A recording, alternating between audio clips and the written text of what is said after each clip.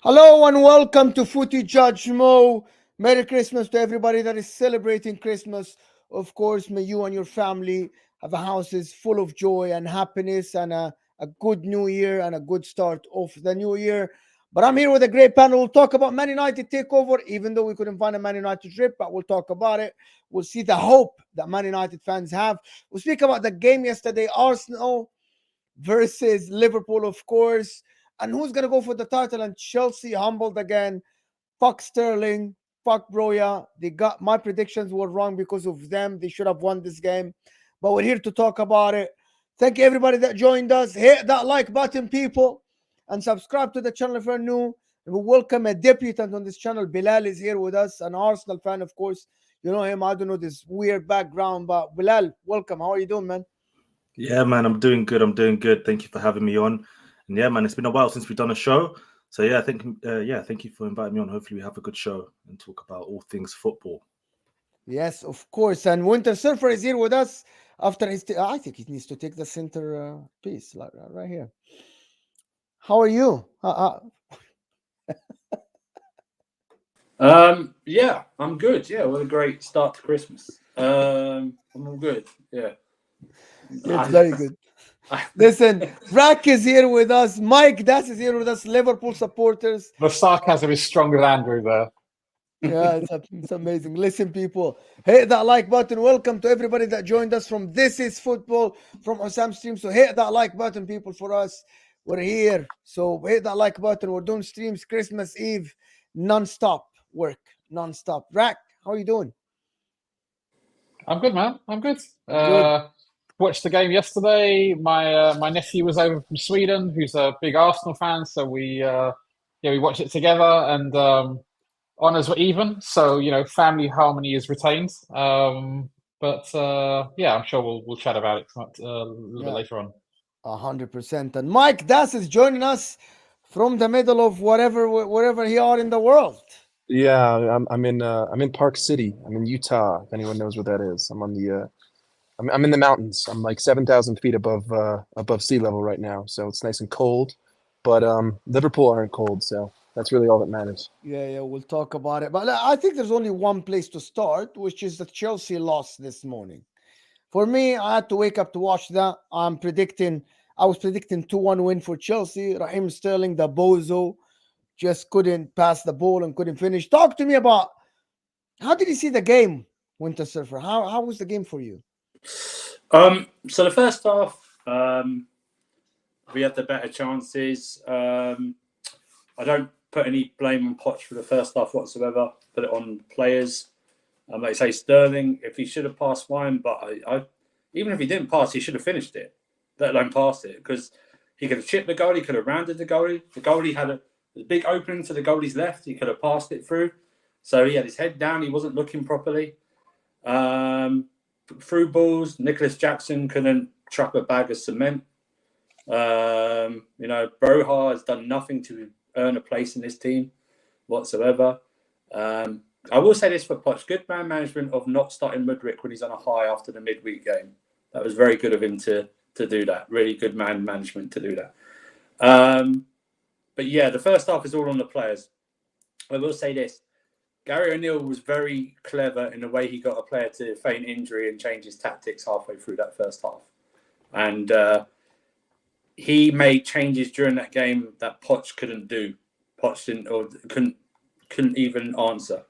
And that's probably a big statement on Poch that he got out tactic and out coached by Gary O'Neill in this game. Because like I said, should have been at least one goal up at half time. So what you want. Second half, I don't know what the game plan was. The subs were very weird. He brought a centre back on when we were trying to chase the game. Make that what you will. Played free at the back sometimes. That was kind of a weird sub, yeah. Left Conor Gallagher in a single pivot when he's on a yellow card. Took Gusto off for no reason whatsoever. Brought Matson on, no problem.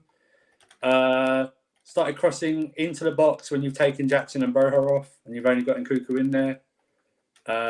Saw Palmer at right wing back in some plays. I saw Thiago Silva at midfield late in the game. But yeah, it was just the thing about this, Mo, I keep saying to you, it's not a surprise when we lose anymore. That's the damaging thing. It's not a Yeah, surprise. I don't know what to make. Like, to be honest, like, I played don't know what very to do. well. Like, Yeah, I just, the first half, no, I won't blame Poch for it. I won't blame Poch for the first half. That's on the players. The second half, though, I don't know what the game plan is. I think he's just saying to them, go out there and just do something. Freestyle. like you put Madueke on. I don't know what Madueke's instructions were. But did he really say cross it in? Did he really advise me? Yeah, cross it into the box when no one's in there. What's the point? What is the point? I have no idea. No, I'm just done. I'm not going to do the Poch in or out anymore because that's just wasting my energy. Do you know what I mean? I want him out, but there's no point doing it until it happens. If it happens, but he's got to be. I want questions asked of his tactics. No one questions his tactics. The first time he was questioned about his tactics was on Friday, and he deflected it. Like, why didn't he pick people in his natural positions? What was the point? You're tracing the game. So why would you put Palmer out wide right when you can have a right back and a left back? Put Palmer closer to Nkunku and see what you can do. You know, ill discipline again. A couple of players got booked for kicking away the ball, and his sub goalie got booked on the bench. And what is this? He's sitting there most of the time sitting there in the chair with his arms folded like he's like Prime Mourinho or something like that. You know, it's just. I mean, everyone goes, "Oh yeah, well, you know, it's all about experience," and I go, "No, it's about coaching. Look at Man United's team; they're full of experienced players, but they're not coached right." This time this year, no one rated that Aston Villa team. Do you know what I mean? They have got experienced players, and look what's happened to them today. Wolves, he got out-coached by Gary O'Neill. he wasn't out-coached. I'm sorry, he wasn't out-coached. He actually had a very good game. What was his game? You tell me what his game plan was that second half. Wolves dropped deep, defended very deep with big three centre backs, and what he did is you put a lot of crosses in, hoping that one of the forwards. Okay, hold on. Hoping that one of the forwards will get at the end of one. And to be honest, you created chances. Broya got in the 18 touches. Jackson got in the 18 touches. Raheem Sterling drove to the line, just couldn't hit the right cross, to be honest. Cole Palmer got on the left foot. I actually disagree with you. I think he put Malo Gusto on the right side. Levi Colwill wasn't bad. Yeah, you don't have a left back that he trusts. I don't think Chelsea were that bad today. I actually don't think. For some reason, Nicholas Jackson can do everything about the football, but once he hit the 18 or around the 18, he falls on his face. I can't explain that. I really can't explain this. Here's the thing. Sorry if anyone jumps in. Here's the thing. This guy has had Nicholas Jackson for 5.5 months, training him every single day for 7 days a week. Yeah? This is the only period of the fixtures where he plays more than once a week. This is the only time. Yeah, unless it's been a midweek cup game. And those are weeks apart, yeah? How come I'm not seeing any improvement? Even rival fans say, and this should be a fireable offence anyway, Gallagher's your most improved player. What? What is that? Well, Gallagher should not be your most improved player. Even his decisions make no sense. They just make no sense whatsoever. There's no thought going to him. It's sort of like throwing stuff against the wall and see what sticks at the moment. That's what it is. He didn't bring Lavia on today. He could have brought Lavia on for 20 minutes. Because you only had Conor Gallagher in a single pivot on a yellow card. But you know what I mean? It just makes no sense. And it's the same old thing every week. That's the boring bit. It's just a different game. That's all it is. I could literally I could record my notes for you and send them to you. And I don't even have to be here. You could just play them on a thing. It's the same stuff every week. Listen, people, before I was going to say the same thing. Let me just plug in something, guys. It's about 250 of you here, so can we get the likes up at least to 100? It's easy. It doesn't cost you a penny, but it helps the channel massively, of course, guys. And welcome everybody that joins from This Is Football. Thank you so much, guys, for being here. So hit that like button. That's one, and subscribe to the channel if you're new. Share it on your socials as well. Before we go on, Merry Christmas, everybody that joined us in this Christmas Eve time. Thank you for joining us. And for the people that don't celebrate Christmas, I hope you're having joy and fun in these festive holidays, whatever you are. Go ahead, Drac. Sorry. Yeah. Look, Andrew hit the nail on the head there because, since I've been coming on the show, probably the last, 6 weeks or whatever, obviously Chelsea weren't doing great before then. But how many times have we come on and said, you know what, Chelsea, they're playing well, but it's just not clicking. They're playing well. They're making some chances, but at some point, like, don't get me wrong, I want to be supportive of Poch, and I like Poch, even though I'm not obviously a great lover of Chelsea.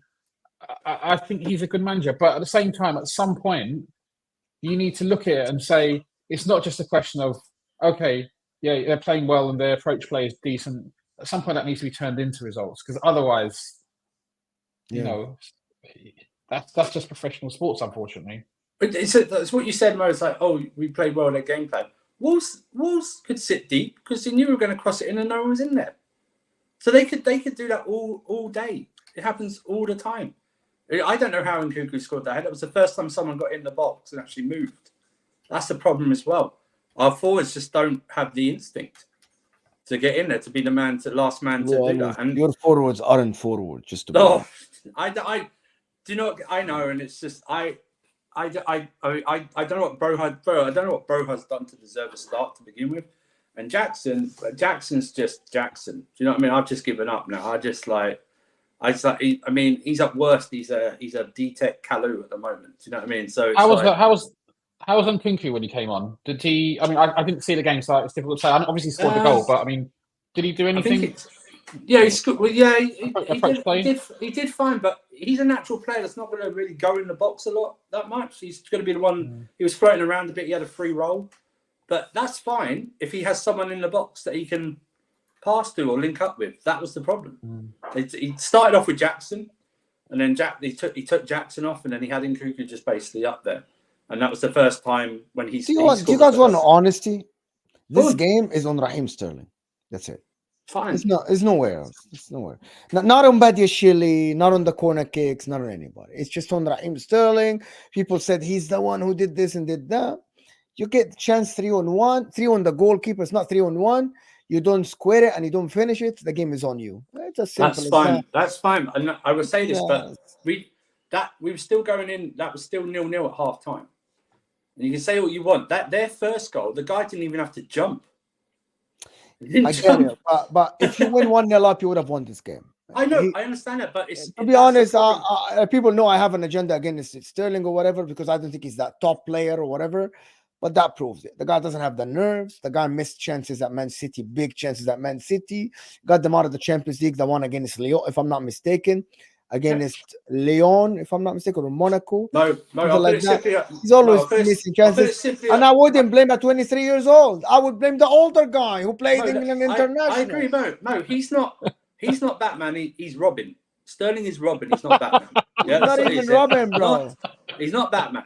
He's not Batman, okay? He's Robin, literally. That's what he is. Think about it. The thing about Sterling is that he takes the ball, runs, and it looks great. Yeah. It looks great, right? He runs and does this and that.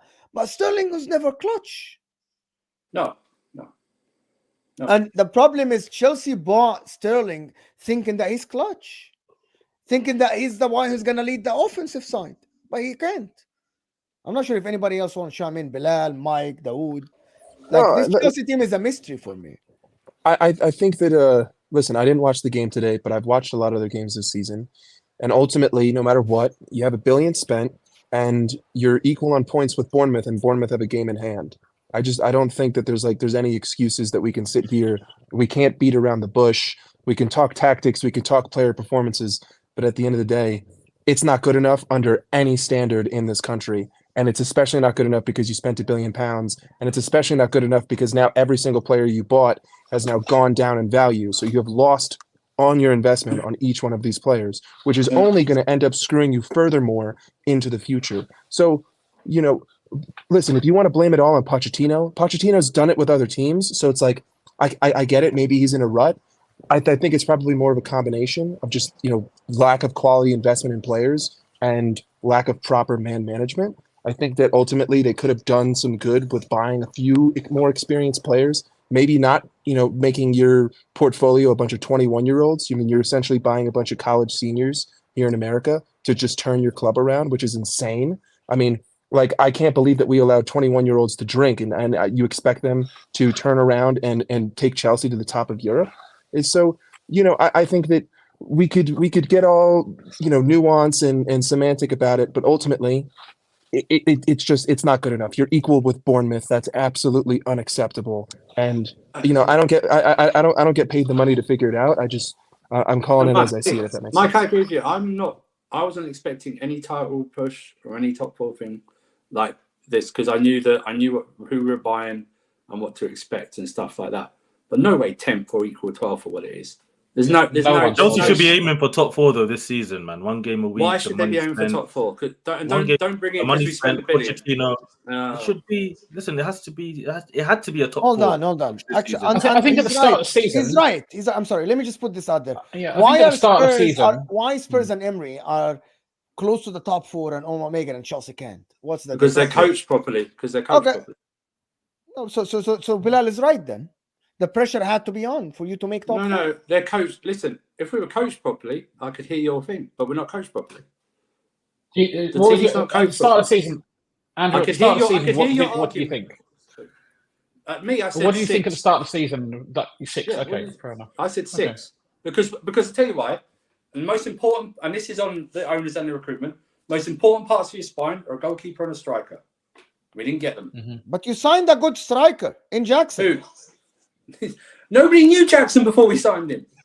No one knew him. He's coming from Villarreal. He played good in pre-season, connected with Nkunku.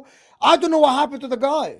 Okay, but Chelsea don't need a striker. Because I know what Mo's doing. Because I see him smirking a bit as well. So I'm not smirking. I'm nothing. I'm being honest. honest. I've been called a fraud because I said Jackson is a better player than Nunes. That's like which dog shit you want to tread in to get home. Do you know what I mean? It's not a difference. What I'm saying is this: Jackson was not linked to Arsenal or Liverpool, Man City, Spurs, or Man United. So that's good no scouting then.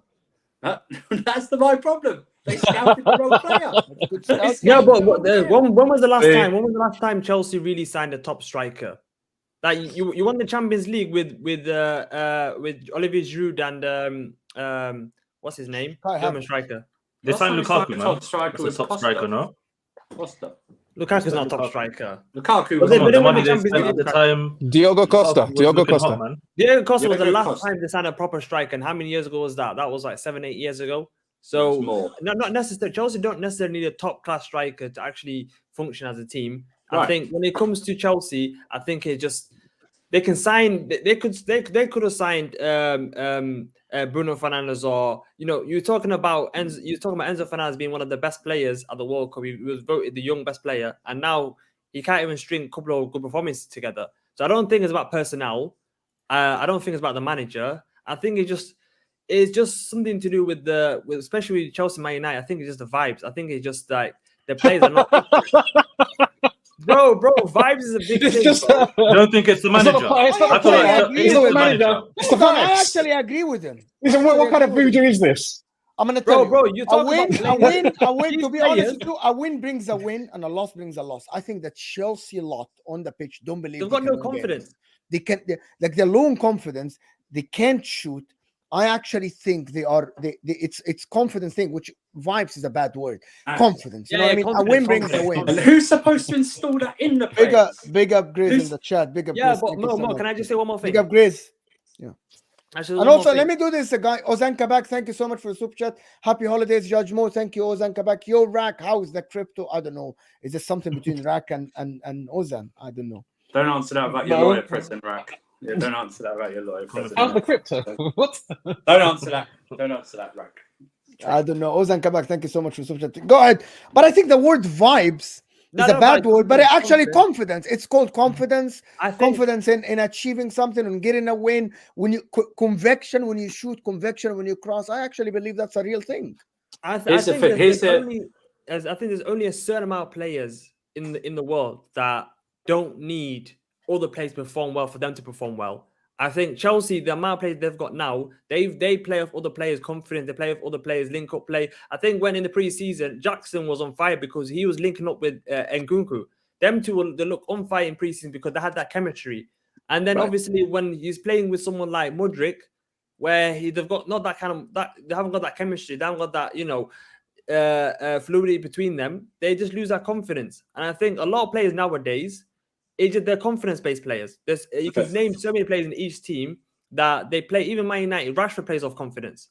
Rashford last season is playing off confidence. When he loses that confidence, he looks like a mid-table player. So I think it's just one of those ones where Chelsea need to, scrap this season, try to get at least 7th or 8th this season, and I think next season I'll keep Pochettino because there's no one out there that's actually gonna. Because if you get a manager like a Conte or Simeone who's actually gonna challenge the board, that's gonna make the plays worse. You need a manager. No, that's what they need. Pochettino. They need Conte back. That's exactly what they No, need. he'll Chelsea have destroy abandoned. Chelsea. They've abandoned what made them good. Chelsea is a team who's been built off hard, strong teams from Mourinho. You go up. I think only Ancelotti, to be honest, was one of the few coaches that had them playing nice football. Yeah. They've abandoned all of it, and it's these owners. To be honest, they don't understand what they're doing. I don't think they understand the recent history of Chelsea, how they've been successful. They've come in trying to buy all these young kids, thinking somehow it's all going to work out. You look at their defense now. Some of the defending, it's an absolute joke. Every single week, I swear, I'm seeing Thiago Silva on his backside. Every single week, you look at the other guys. Doesn't matter who they're playing defense. It's looking terrible. But Chelsea, For me, Chelsea fans, they need love to these go. players. Be serious. They need to be serious. Yeah. Listen, Conte and Abramovich had beef. I actually bringing Conte will fix the club. I actually believe that. But bringing Conte with all these young players, all these inexperienced young players you think that would work? No, not with young players. You think that would But work? they have some. I don't know, but to be honest, they need discipline. These players need discipline. Let me show you two. That's done by the manager. Two couple of comments here. Pharaoh's Rikyo is saying it's on the coach. Okay, he was crying at Tottenham that the club didn't win trophy because of lack of investment. Now he got a whole bank. What's his excuse? But the other comment, right, is saying, Mo, bro, question for Andrew. Don't you think Jackson and Sterling missing City has cost Chelsea? How can you blame the Poch? Let's have it right. See, two comments contradicting each other from two Chelsea fans. That tells you that there's something else other than actually like the coach. I tell you what. Minerals FC is just will give any won't blame the manager whatsoever. So I know Minerals FC is coming from an actual biased and agenda-driven place. The other one about Spurs, they didn't back him for like 2 summers, and they didn't back him when they got to the Champions League final. We have no idea what they would have been if they'd actually backed him. The second bit is I don't blame Poch for like the first half missing sitters and stuff like that. I blame him that I'm not seeing any development in Jackson's game when he's had 5 clear months of training him and not doing anything. I also so that's what I blame him for. That I'm seeing no improvement in any player apart from the greyhound called Conor Gallagher in the midfield. I don't think he's improved, actually. I think he played the exact same level at Crystal. No, that's what I'm saying. But no, I think you're right. It's just the others have gone down. It's just that he stands out. He looks all right. I actually believe that. Listen, it's the 2 free kicks that he gave up today. People said, Conor Gallagher looked all right. You cannot be the experienced player and give the 2 free kicks at the most dangerous areas on the pitch. He literally is rash. And he had the nerve doesn't to know how say to he make didn't touch decisions. I don't think he's that good. He had the nerve to say he didn't touch him as well. He had the nerve to go to the referee and say, I didn't. It's too blatant free kick. It's like, but listen, I actually. Does anybody else have a solution other than changing Pochettino? He has to get sacked, by the way. Do you know why he has to get sacked? You cannot be sitting 18 games and he's 10th with that much money. And because the squad is good enough to win games, the players are good enough to win games, they need to have vibes, as Dawood says, or confidence, what I mean. The word vibes, maybe it's a laughable word, but it means it's a winning mentality vibe. Like a player's going to the pitch knowing that I'm striking the ball with confidence. That's confidence. But the problem is there are so many how many of these young players have experienced winning before?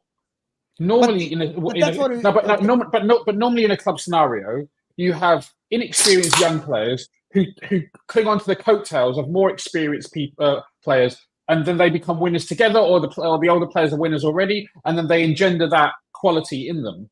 These young players, they have nothing to cling on to. Okay, Sterling is maybe an example, but whether Sterling's the kind of leader that you need, and Thiago Silva, from what we gather, he turned down the captaincy because he doesn't speak the language properly.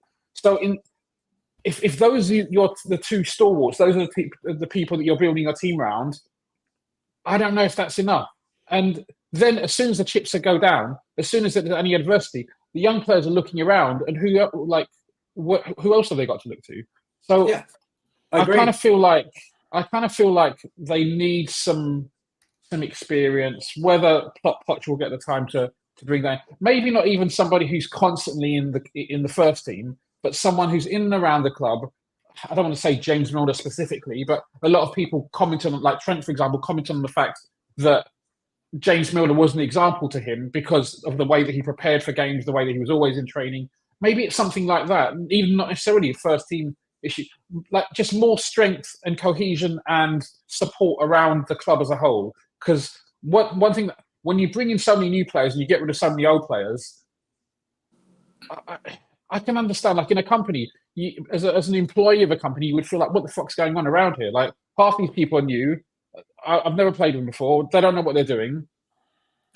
Yeah, and also, doesn't, like I said, it doesn't help. He changes the centre-back partnership again this game, plays players out of position again this game.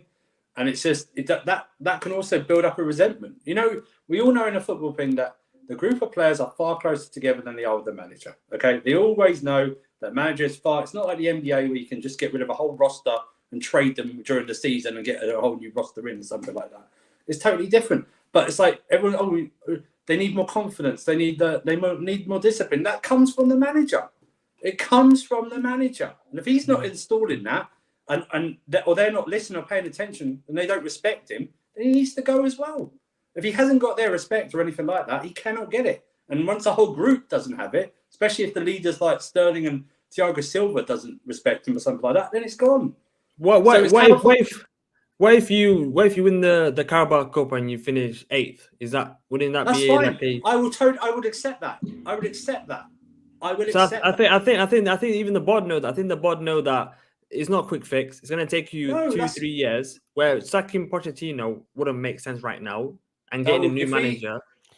If we'd lost today, but we were in 7th or 8th, I would just say it was a very bad day at the office, or something like that. Yeah, I would say it's a very bad day at the office because let's face it, a few wins and you're up the table, aren't you? Because the way the quality is sometimes of this, so it's not even that. So it's like I'd be fine if we were 7th or 8th at the moment, no problem. I'd go. It's a very bad, poor performance. We need to move on and beat Crystal Palace on Wednesday night. But it's a continuation since like the international break. It's just been the same sort of thing, and the odd win here and there. Do you know what I mean? I would have thought you would have capitalised on that feeling on Wednesday, getting through against Newcastle, and build some type of mentality. That's what I said earlier. It's like what a great confidence boost for Mudryk. He comes on, gets the equaliser, gets the penalty, and you don't even start him the next game, whether you think he's quality or not. But think about like, oh yeah, I come and I saved you in the cup, but then I don't even start the next game because Bro has done what? What's Broha done? Yeah, I'm not sure, but I don't think changing the coach will change anything. I think what Rack has said. I don't want to change it. Couple of players in January, experienced players, just to lead the squad, and I think you should be all right. That's fine. That's what I think. But he just needs to show. He just needs to show something. That's all it is. 100%. Listen, we're moving on. But Omar Rushdie is saying 2 days. It's players, bigger picture. It seems from Todd Bowley. I don't know what it is. Get lost with that one, man. But thank you for your super chat. I really appreciate Omar, I don't know. Like it's not from Todd Bowley at the moment. Todd Bowley plays Gallagher as a single pivot. Yeah, that's what comes from. Listen, moving on from Chelsea to the game that yesterday, and the main question that I wanted to ask everyone here. I have 2 Liverpool fans and 2 Arsenal fans. Is coming out of the game yesterday, Arsenal v Liverpool. Who do you think is closer to challenging for the title? Did we learn anything from the game? Yes, we did. We learned a lot. I think coming out of that game, it's different to last year's Arsenal versus Liverpool game where Arsenal went 2-0 up and obviously it became 2-2 and Arsenal seemed to just kind of crumble. Ramsdale kept them in. I think this game you saw Arsenal defensively have improved a lot. And I know Zinchenko, we'll probably get onto him. He was the one mad liability in the defense. But I feel like you can see the Arsenal team look like they're a team that is structured. They're ready to try and fight with teams, even like Liverpool. And, even they're not crumbling under the pressure, in my opinion. So for me, I think we've learned a lot from the Arsenal team. I think we've seen it throughout the season anyway, that Arsenal, with Declan Rice in front of Gabriel and Saliba, that has completely transformed the teams. You can see Kai Havertz, he's winning his duels. He's become a footballer. He's become a footballer. That's all I'm going to say in the last few games, because the way he started off the season for me was terrible.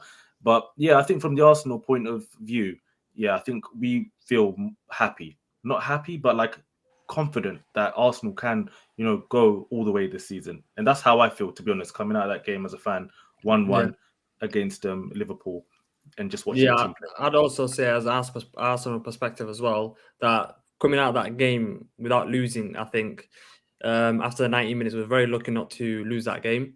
I think before the game, we were all very confident because of the lineup Liverpool had and the form that they're going into when it comes to performances, especially against Man United. But you go to Anfield, even Liverpool at their worst, you can't. It's just so tough to beat them. I think Pep Guardiola's only won there in 7 years at Anfield, and that was the COVID year when there's no fans. So even prime Pep can't even go to Anfield and get 3 points there. So and we'd already won the league at that point as well. yeah, you won the league that year. Yeah. So that's crazy. So I think going into that game, not losing, staying top was the main thing. I think now we've gone away to Newcastle, we've gone away to Villa, we've gone to Anfield. I think we've only got really Etihad. That I'd say that's the toughest game to go. Etihad, that's the toughest game left to go to. So yeah, I think we got out of that game very lucky, and yeah, I'm very happy with that 1 point. I'm gonna have to strongly disagree with you guys. And if I lag out, my apologies. I am in the middle of the wilderness right now. But listen, Gabriel Martinelli inside Ibrahima Konate's pocket. Your entire midfield inside Endo's pocket. Okay, Mohamed Salah has Zinchenko in his pocket. The first 20 minutes were Arsenal's. The last 70 minutes were Liverpool's. It was really that simple, especially towards the end of the second half.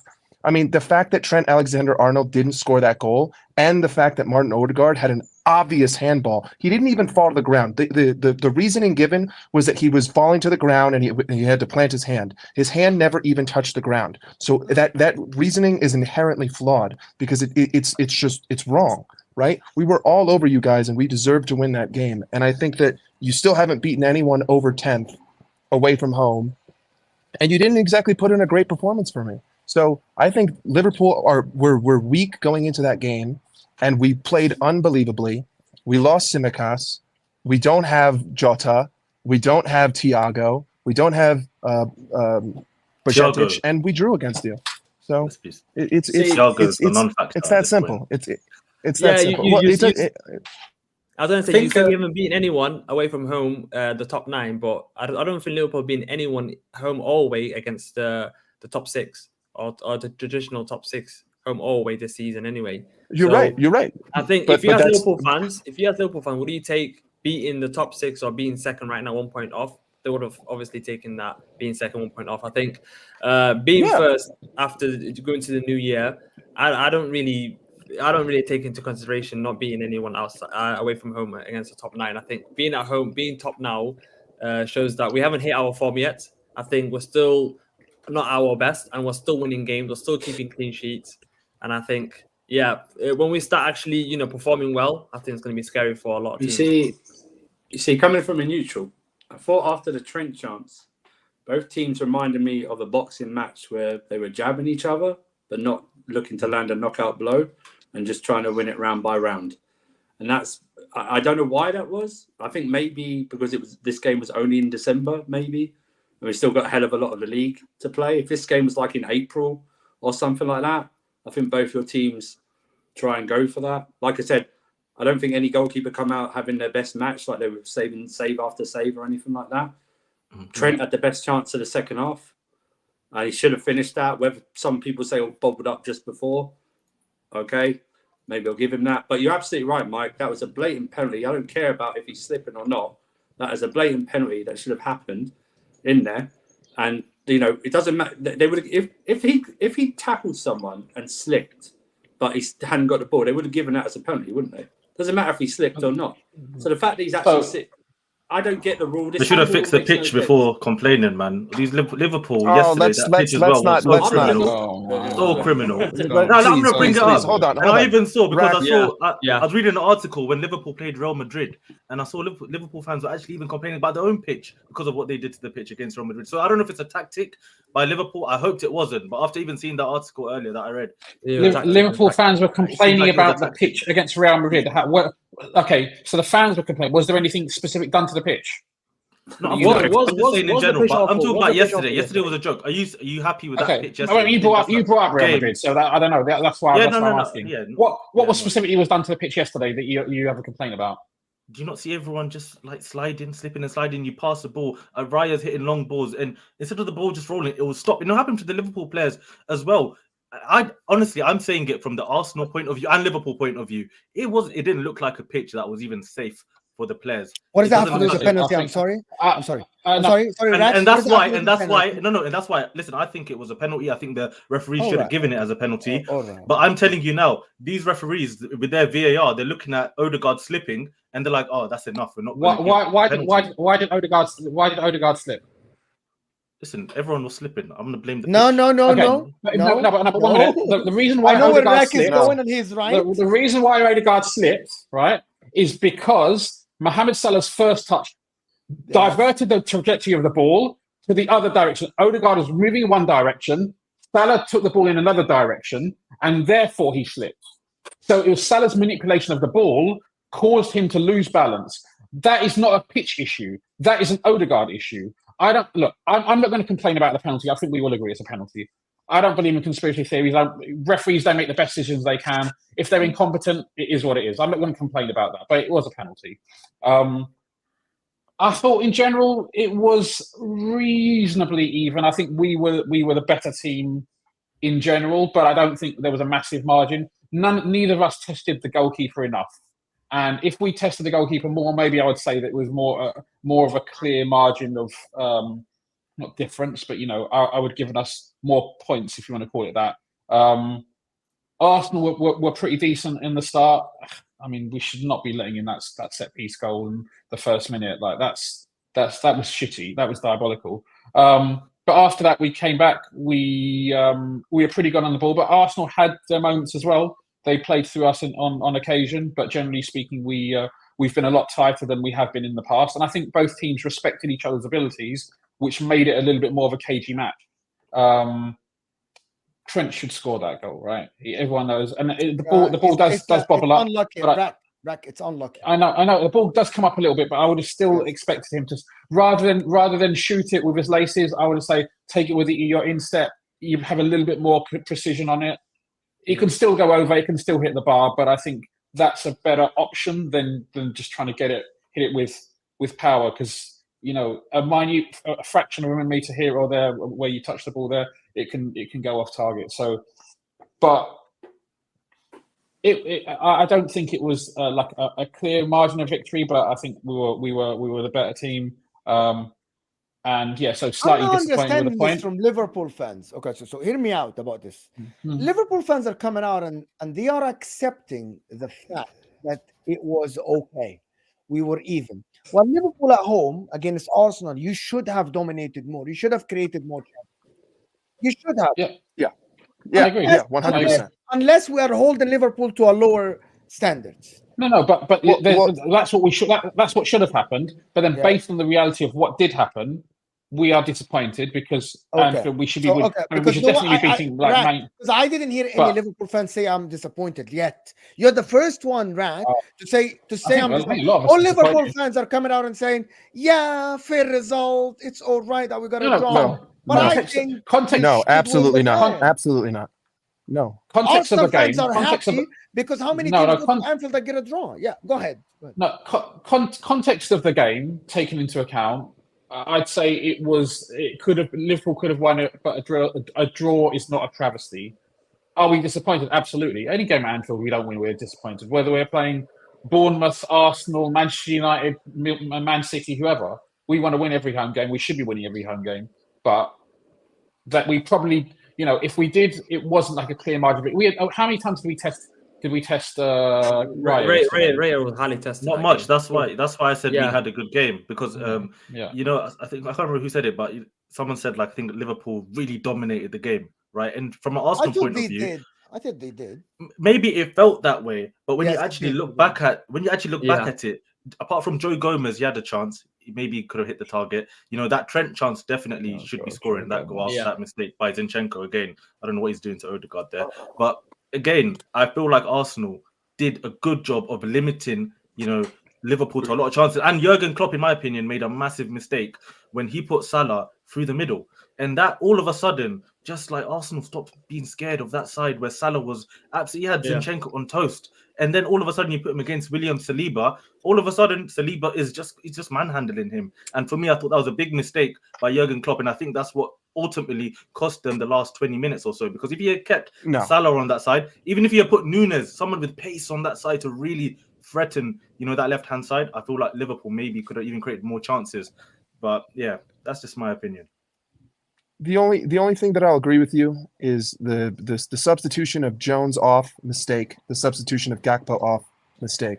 Szoboszlai was an absolute ghost. He did not deserve to be on the pitch. It should have been Gravenberch for Szoboszlai. In fact, Szoboszlai has never put in a performance with Trent on the pitch. Go back, watch the tape. I don't know why it's never happened. I'm not a doctor. I can't solve the issue for you, but I can diagnose the problem. Listen. Darwin came in. Darwin was unbelievable on the left side. He should have started that game instead of Lucho. Lucho has also been a ghost, right? The main problem that was happening was that Liverpool were causing their own issues. Arsenal were not. The amount of counterattacks and the amount of fast breaks that Szoboszlai messed up because of a heavy touch is unacceptable. Okay, and that had nothing to do with Arsenal, and that had everything to do with Liverpool and being sloppy in the final third. And you can say anything you want about Arsenal being sloppy in the final third. That's whatever. I'm talking about Liverpool, right? Liverpool just were not clinical in the build-up play, and that had to do with the midfield. I'm sitting here and I'm saying that Endo was our best midfielder again. That is a problem. Endo's been putting in masterclass shifts, but that is a problem. That's not acceptable. Okay, and the big thing that I want to go back to here that Dahoud said was Arsenal in this case. You're expected to be at the top of the league. I'm not expected to be second place right now, considering what my season was last season. Okay, I'm overachieving. That's perfectly fine. It doesn't even matter because I expected us to win this game. I think that the fair result was a win. I'm disappointed that we didn't win. But ultimately, I think that it's Liverpool's fault. I don't think that it was Arsenal's defense that was pressing any sort of issue. Yes, Salah going down the middle was a problem. We should have kept him on the right side. But that's Jurgen Klopp's substitutions. That's not Arsenal's defense. It's like going on Twitter and seeing people saying that Declan Rice is what caused Trent to miss it. No, Trent missed it because he missed it. And he wasn't composed over the ball. And he didn't put his knee over it and pass it into the back of the net. He tried to rocket it. And listen, he full-on sprinted when he didn't have to do that. Gravenberch was right there. Trent did not need to be that guy. I genuinely think that the fact that he went 110 miles an hour to get to that ball is a reason why he had to hit it so hard. Gravenberch was moving slower. Gravenberch could have knocked that in at a better pace. And also, this next Twitter thing, Saliba being faster than Nunes. I mean, excuse me, Darwin Nunes had to hold himself from going offside. That's why he slowed down. It's not that, listen, William Saliba is a fast defender, but in absolutely no way, shape, or form did that run affect what Nunes was doing. Nunes had to stay behind the ball. He's twice as fast as Salah, okay? So this whole idea that Arsenal are the reason why we weren't able to execute, no, it's the same reason why we weren't able to execute in the last 6 games. We're awful in build-up in midfield. And our goal yesterday wasn't even a build-up. It was a world-class ping from the best deep-lying playmaker in the world to the best right wing in the world. No, Sorry if I lagged out there a little bit. No. Listen, there is some misconnection between your midfield and your forwards. There's just no cohesion at this moment. And like you say, I've heard you say it, Mike, you'd like to see Szoboszlai play on the left if Trent's going to be in the team because you just want to see what difference it makes and stuff like that. Because like you said, they seem to be getting in each other's way or they're affecting each other's play. Like when Trent likes to come into midfield, what that does to Szoboszlai, I have no idea. But I agree. Listen, the thing about Liverpool is that their forwards they're just, apart from Salah, they're just not clicking at this moment in time. That's what it is. Diaz is having. Do you want the truth? Okay, Hamza, thank you so much for that. Thank you so much for the super chat. Thank you so much more for the analysis. I really appreciate the support for the channel, people. Hit that like button, people. We're almost 350 people here, or not even on 150 like. That's embarrassing, people. So hit that like button. Come on, you bozos.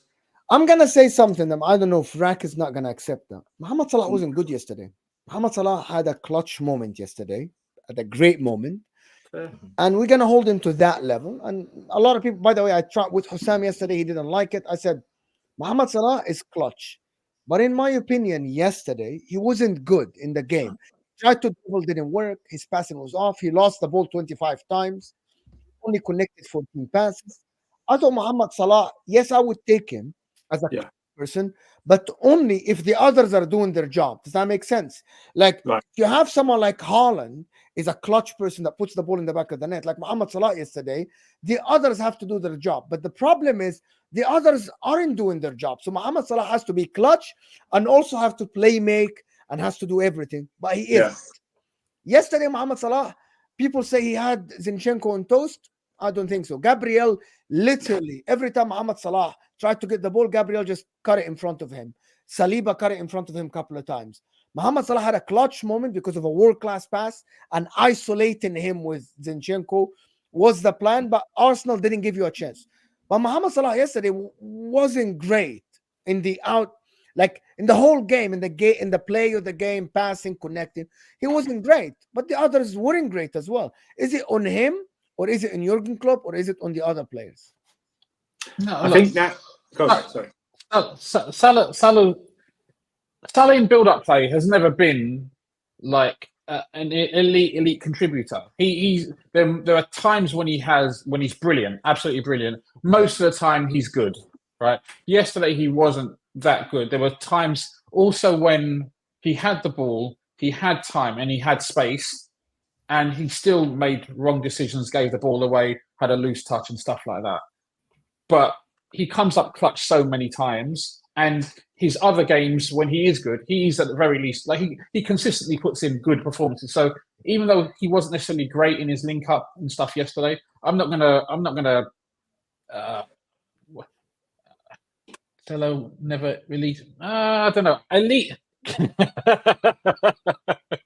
worry about him. I think Salah is his consistent level is good to very good. I don't think he's elite. Is someone like Bobby Firmino, right? That's what you want in terms of link up play, and I don't think Salah has that level of link up.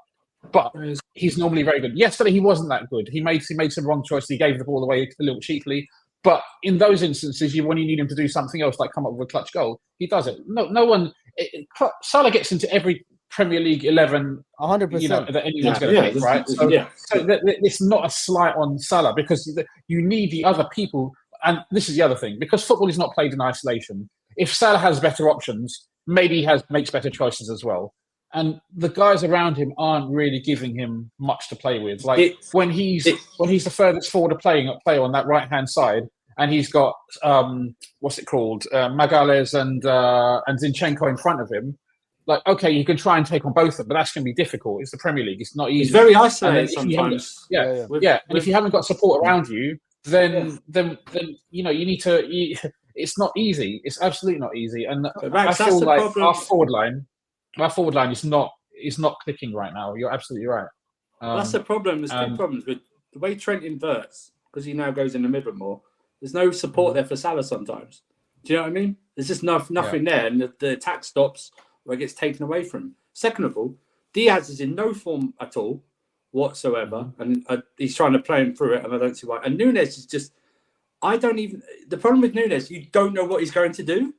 He's just a terrible. And his teammates do not know what he's going to do. He's just crap. He's just crap, man. There's no other word for it. But he was good yesterday when he came on the left. He actually better than Diaz. I have to give him that. But now we're Diaz, seeing this. now we're seeing this, and I think he is underrated. But now we're seeing this saviour moment of Jota when he comes in, right? And I know Jota is probably your best finisher and everything like that, and will make a difference.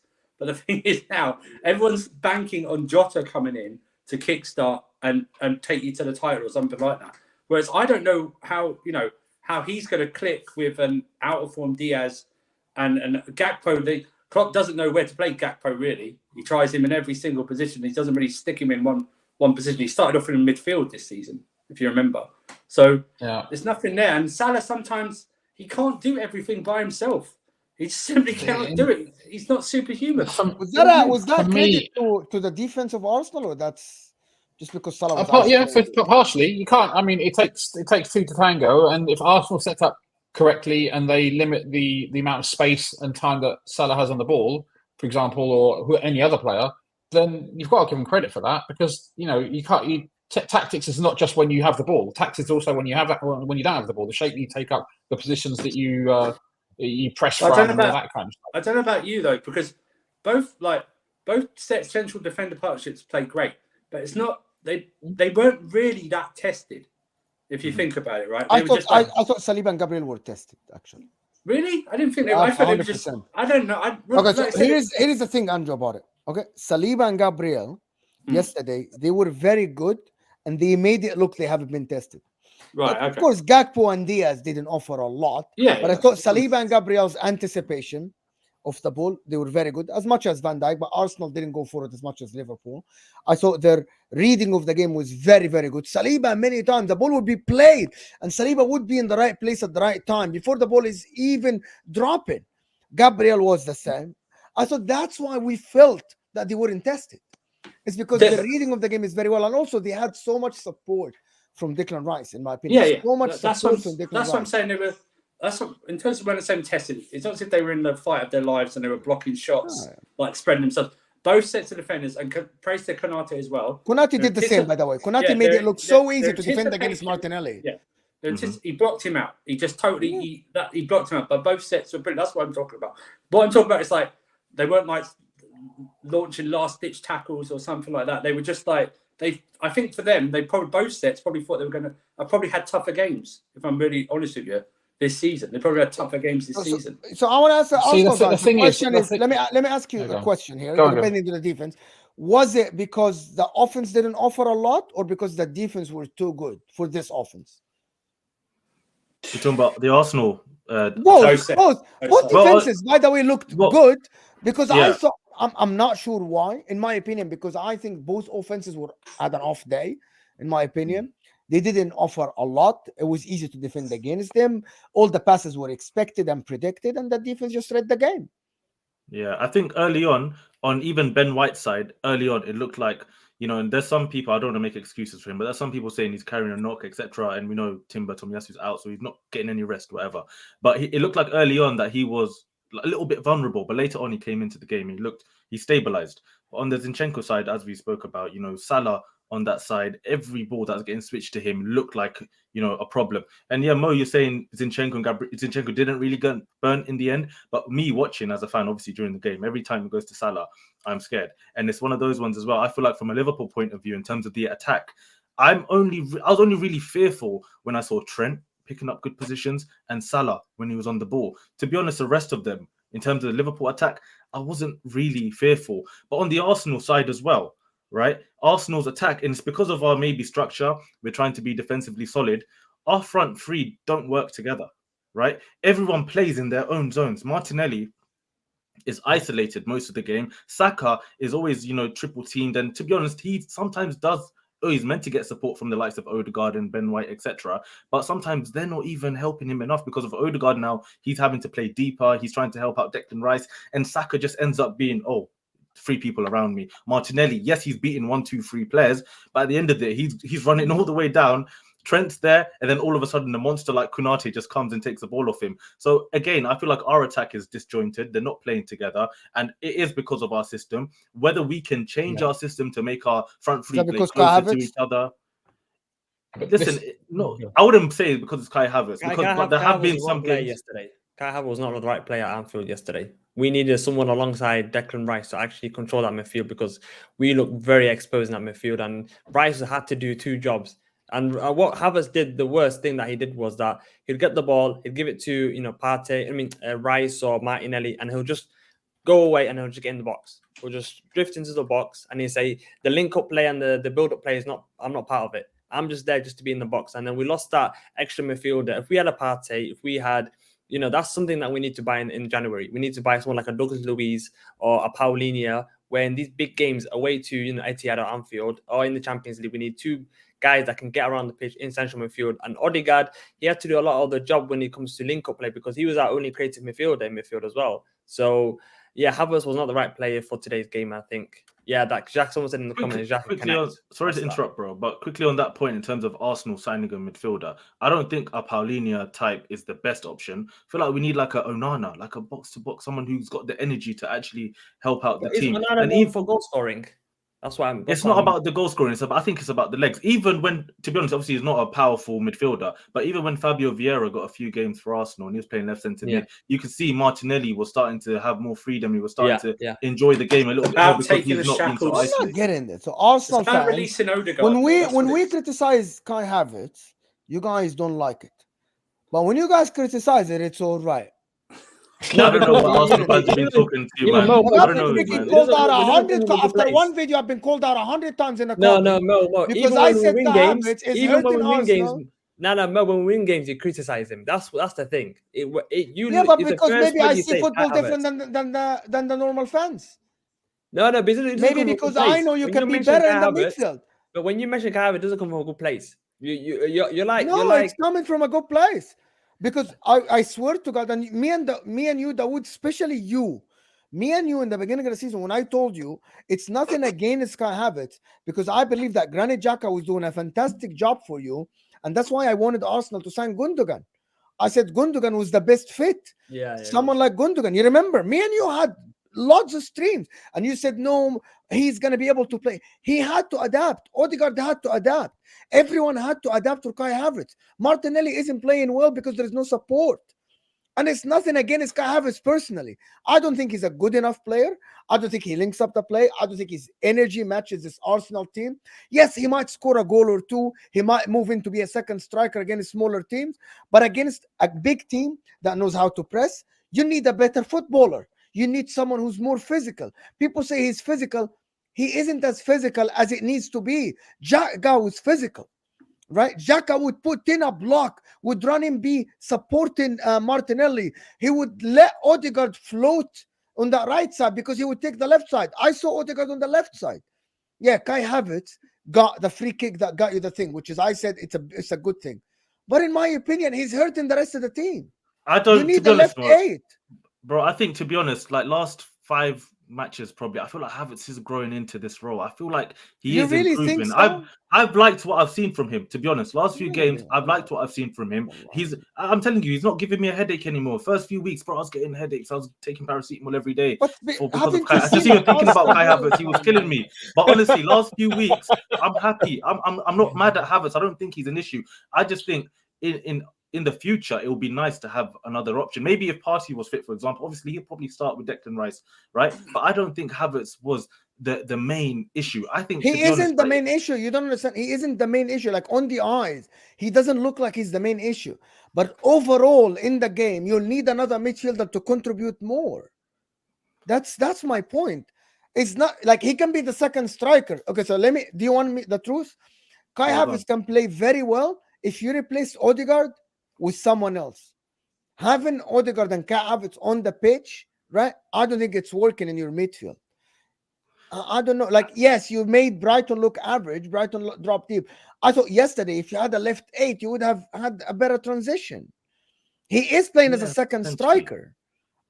You literally just said the same, but because I said it, I'm the asshole. No, I'm not saying it that way, but I'm just saying exactly. You're not saying when I'm watching Havertz play. Both of you said the same. When I'm saying in general, yeah, it would be nice to have another box-to-box player like an Onana in the future just to help us in some of these games. And who's he talking? Play? Okay, if you are tomorrow, right? Fix your lineup. Which one would you change? I would change number 1, probably Zinchenko. I need him gone. I need a proper left back in that position, or I need Timber get resurrected, please, and just come back and help the team. Obviously, it depends on the game, because if it's a big game, why are you afraid to say it? Why you're stuck? No, but if it's a big game, like I'm away from home, going to Man City, I'm going to because Liverpool, I look like an asshole on this channel because no Arsenal fan will come here and say Dawood just said it. But no, I would look like no. I said it in big games. No, I said in big games. But a lot of teams now are tough. Dawood, Aston Villa are tough. Brighton is tough. No, but against Aston Villa, he played really well. He was one of our. I think Zinchenko would do a job for you in midfield. Yeah, against. I think actually Zinchenko would be amazing. Did he not score in the midfield? I know it got disallowed, but. I think in certain games when it went, especially away to Etihad at Man City, when they're going to play midfield 3, we need a midfield 3 to match them. We can't play Havertz in that kind of game. But, at home against Brighton, when Havertz played, he played really well.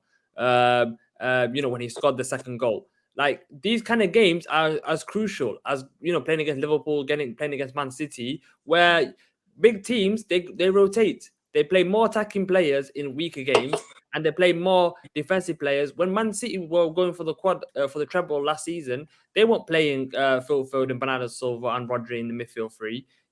They're playing a Gundogan, or they're playing John Stones that going to midfield with Rodri. They're going more defensive. That's what we need. We need another guy. Partey is injury prone. I think Partey needs to leave in January. We need to get a proper midfielder that's able to play with Rice in big games where we know we're going to have less of the ball, or it's going to be more, aerial duels. So January is a big window. I think when we win the league, we need to bring in a midfield and we need to bring in a winger. A right winger is necessary as well to, help Bukayo Saka on the right wing, because this guy, he can't play 90 minutes every single game. Or a proper centre forward, and Jesus can, hold bench and then do wing duties. No, but proper centre forward, that's till the summer. We can't buy a proper centre forward in January. I'm just saying, in general, I don't know if we'd be able to get a winger. I don't see who's really out there this, window. But I feel like a defender. Jared Bowen, right? No, Jared Bowen. Jared Bowen wouldn't sit bench for anybody at Arsenal. I'm sorry, with this form. Jared Bowen. He did sit bench for Saka. He would. I don't think. Jared Bowen, if you tell Jared Bowen to come to Arsenal, I'm sorry. I'm not saying Jared Bowen is better than Saka, but at the moment, Jared Bowen, if you tell Jared Bowen you're going to come in to be the backup for Saka, he wouldn't accept it. To play Champions League, you know why? You know why? That's the problem. That's the problem with Arsenal, though. To win the league, Mo. Exactly. No. Okay, you have to win it. Hear me out. You aren't in a place where, like Man City, to ask someone like Jared Bowen to come be an understudy for Saka or sit on the bench for Saka. No understudy to fight for that position. Exactly. You are. I don't think Arsenal is in that place at the moment. Well, Mo, not a Bowen. Maybe because he's, how old is he? 27? Maybe not Bowen. Yeah, someone like him. 27. He's thinking, I need to get and that has nothing against Arsenal. Like, not a lot of teams, like even Liverpool, by the way, aren't in a place to sign a player like Bowen now in the league with it, to tell him, hey, by the way, you're gonna come in to sit bench for Salah when he gets. Okay, so Mo. When that's not against Liverpool, by the way. No, but when Man City signed Grealish, yeah, he knew he's gonna hold bench. Yeah, but that's the difference. You're not Man City yet. No, but we've got Jared Bowen. He knows that he can help us win the Premier League, Champions League this season. If we can bring there's a difference. There's a difference because if Jared Bowen goes to Arsenal, he knows that Saka is the number one. Saka is 21, 22 years old, and he's the Arsenal star buyer for the foreseeable future, all that kind of stuff. Grealish, when Grealish goes to Man City, okay, yeah, he is going to a successful team, but he also knows that Pep rotates his team a lot. He's going to have ample opportunities to win his place on merit. Potentially, even if Jared Bowen is playing a bit better than Saka, if it's substantially better, then okay, it's obvious. But if he's potentially playing a little bit better than Saka, Saka might still get the nod because Saka is the golden boy. I don't think so. I think our manager Arteta. I think Arteta's ruthless. The guy. Not when it comes to Saka. Arteta made Ramsdale sign a new contract, and 2 months later he hooks him off and he's an asshole for that. Again. But that's completely. Arteta's that ruthless. Okay, he's not absolutely an asshole. Yeah. Arteta is not an Erik ten Hag where he's got favourites and he's playing no matter. Not for Saka. Bad. You're not catching straight. No, but if you're not playing well, if you're not playing well, Arteta will drop you, bro. No, Bukayo Saka. No, Bukayo Saka. You say that because there's no competition. There's no competition on the right wing. That's because you can't get because he doesn't drop him ever. You can't find because someone. There's no one as good as him in Arsenal. There's literally no one. That's never going to happen. Never going to happen. He never drops him. You say that, but boy, Arteta's done it numerous times. Okay, Partey. As soon as Declan Rice came in, Partey was our best midfielder. He moves to right back. Partey moves to right back, goes into midfield to accommodate Rice in midfield, okay? And you're talking about Saka's undroppable. No, Arteta is doing whatever he needs to do for Arsenal to win trophies, okay? If Saka's performing bad and we bring in a right winger, Saka will get dropped. And we support Arsenal. We don't support Saka, okay? The fan base will. Well, it's questionable. You know what the problem is? Not the problem. The thing about Saka, Saka's one of the most consistent players I've seen in a long time. Like, it doesn't matter even if he's not having a great no player is prone to not being dropped. But he always of course, he can get benched the odd game here and there. But the thing with Saka, he's so consistent at what he does. You know what you're gonna get from him every single game. So that's why it's hard to drop him. Other players in the team, you can drop them. Because they might not give you that same level every single week. Like a Declan Rice. Okay, but wait. I don't think he's ever going to get dropped unless he's ACL. Where is Saka does ACL? That's a different. Sure, you don't recruit a player. I'm talking about everyone's fully fit. Come join us. Saka might do his ACL. No, but I'm talking about you need to be in the contract. Because we know if Saka gets injured, just say Saka does a minor injury, he's out for 5 games. We don't have a player on the right wing It might nearly out for Yes. 5 games. We've got Trossard that can cover that. Dawood, what We've we're got Smith Rowe saying, that's going to come back yes. in. We've literally got no one on the right Dawood, wing. what we are saying is no top player, and Jared Bowen, I'm sure he considers himself a top player, will go to Arsenal on the picture of I'm only gonna. I disagree with that, Mo. I'm not gonna lie. I don't No, want to Mo, interrupt, you're making right? it But sound I like disagree Jared with that Bowen plays point. for England. He No, doesn't no, I play for disagree. England. He's not. He's How? not a But big player, bro. How? Why are you All right, disagreeing? just- You give me the just- reason. oh, okay, no. Why am I disagreeing? Listen, if I know Jared Bowen, what- you talk to Jared Bowen today, and you say to him, bro, you can come to Arsenal. West Ham will let you go, and you can come. Yeah, come to Arsenal, top of the league. Listen, Come fight for the Champions League. Come fight for the Premier League. What? Why would he stay at West Ham? No disrespect, West Ham are doing good and still progressing. But there's no way Jared Bowen's going to sit there and turn down such a big move in his career because he has Bukayo Saka in front of him. When also this season, for a player like Bowen, if you're a good player, you can play multiple positions, and he's showing this season as well. Here's the reason he will. Here's the reason he will. This is the reason he will turn it down in January. He's a first team starter for West Ham, whether it's on the wing or now playing in a false 9 position. He's now got the Euros coming up as well and wants to be a part of that squad. He's not going to risk playing the game here or there when Saka might get injured or suspended or be out of form. Even if he's performed out of his life, You guys want to tell it? You know what? Can I say me one flip that. statement, Rack? Okay, Can I go say on. one statement, people? Go on. A player on the bench for Man City will go to the Euros. A player on the bench for Arsenal won't go to the Euros. But Bowen right now might not go to the Euros, even playing every single week for West Ham. So that's his. If he was at Arsenal, he might You have are a chance. answering something I never said. No, but I'm But the saying re- it's the not reason like why- he plays West but the Ham every reason week. why Or this is- he'll start for England, or he'll even get But called this up. might be a moot point, right? This might be a moot. Bowen just signed a contract that runs until 2030 with West Ham. Now, unless there's a release clause, the release clause is not going to be activated in January, right? So West Ham are going to say, 120 million, pay up or off your pop. So if there's a release clause, maybe in next summer or the summer after, because Bowen's 28 now, right? He's just turned 28.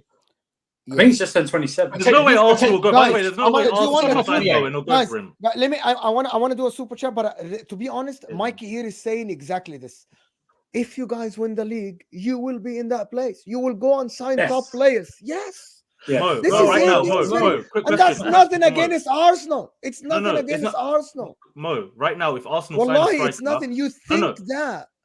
Bro, I know. Let's say, for example, Arsenal live with Ivan Toney. I don't think Arsenal signed it, but let's say we sign Ivan Toney, and Jesus is on the bench now. In January, and he knows, oh my god, I'm gonna end up being on the bench a lot of the time. I'm gonna end up playing a few minutes here and there. Is Gabriel Jesus gonna turn around and be like, I want to leave Arsenal? Yes. because I'm sitting on the bench here and Yes, if you don't win the league, yes.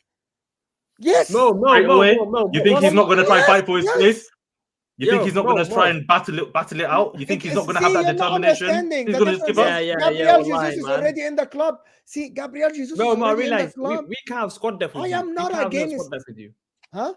With you, we can't have no squad depth. We need to have 15 players and that's it. No, the rest of the you players, need to build your they- squad they- depth. they You wanna don't leave. understand. Yeah, mate, it's your Okay. fault. You know what? Let me ask Rack, if you go tomorrow, Liverpool, without winning the title, Mm-hmm. and go to Jared Bowen and tell him, Jared, we're keeping Mohamed Salah for the next 4 years.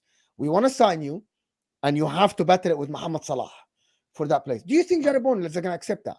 See, he's a Liverpool fan. But what you I- said- Let him I- answer, ya akhi. Okay. Subhanallah. Okay, answer. Yeah, I don't think that Jared Bowen is coming to be Mo Salah's backup, unfortunately. See, would a be a great- Liverpool he would be a fan great can backup. admit it. No, And he an would be a Arsenal backup, fan but- won't. That It's doesn't not make coming sense. to be a No, that backup. doesn't make sense. You're talking about the best right winger in Europe. You're saying that, he's not going to be able to compete with Mohamed Salah. But another thing that you said was that I also need to win the league, and then they can. But don't you think Yes. players want to? Do you think players want to win the second title for Arsenal, or be the first player or the part of the first squad to win the first title in 20 years? Okay. They just be want to win. honest, They just want to win. This, They just want to win. Nah, I think it'll be the first title of the Emirates. So if you win the first league title of the Emirates, They you don't become care. legend. I don't care what stage. This means something to you. This means something to you as an Arsenal fan, right? It meant something to me when Liverpool won for the first time in 30. But Gerard Brown goes that he just wants to go there and win a title. He just wants to go there and win the Champions League. He doesn't care. He doesn't really care for the second round because Okay, but that's why- out of his control. Okay, then why didn't Declan Rice not go to Man City then? You guys outbid him. You outbid him. No. You paid more than No, but he rejected them. Because He said yes. even as ingenuous as whatever that word means. It just no. You said that. You said Declan Rice went to Arsenal knowing that he's gonna start every game. Come on, no. It's not that. He And he knew will you start at were Man City. telling He'd walk into Man City's midfield. He's going to Man City's midfield, Mo. He'd walk into Man City's midfield as well. Wallahi, He wouldn't have a he problem. might not get into the Man City. He didn't know that he's Who's gonna playing start Man every City's game. midfield right now? Who's playing there right now? Yeah, but right now, listen, there is a massive difference. They have Rodri, they have Kevin De Bruyne, who he didn't know he's gonna get injured. They have Phil Foden, they have Bernardo Silva. They signed Matteo Kovacic. Bro, Declan Rice plays in that midfield. Wallahi, I'm Midfield being three, he's honest. playing every You week. just don't want to say it honestly. You're saying to me Now, that Rice in will not get to Man hindsight- City's midfield. Okay, let me just say. Now, in hindsight, you're saying Rice would start, which is I agree.